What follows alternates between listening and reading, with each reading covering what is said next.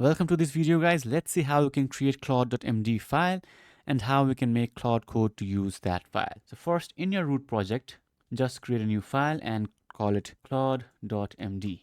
Now, what does this Claude.md file contain? Okay, it contains these things. So basically, first thing is context. Treat Claude.md as an instruction file. So let's assume you have a very skilled, very technically skilled developer, but the developer does not know what you want to do, why you're doing it, and how you want to do it.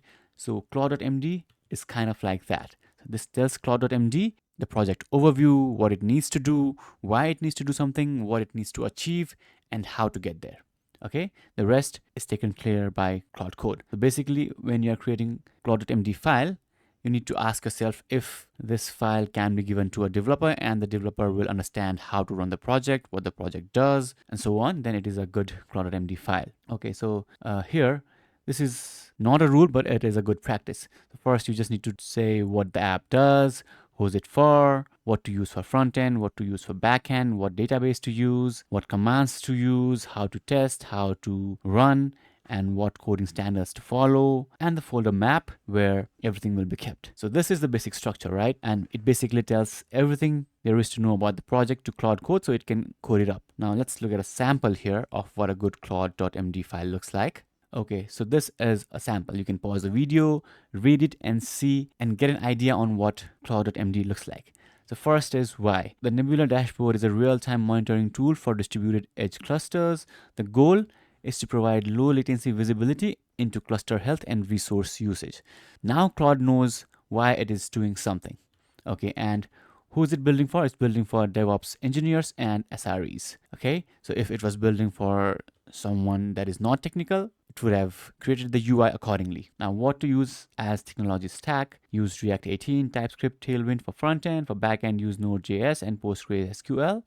And for tooling, use Bun, vtest, and bio. And some essential commands. To install, use this command. To run, use this command. To check quality, use this. To run tests, use this. And to migrate, use this. So these are the only commands that it should use. And this is the project map where I want all my UI, app, infra, and web to be. So now Claude is not telling me what to do. I've told Claude what the project structure looks like and it will follow my commands.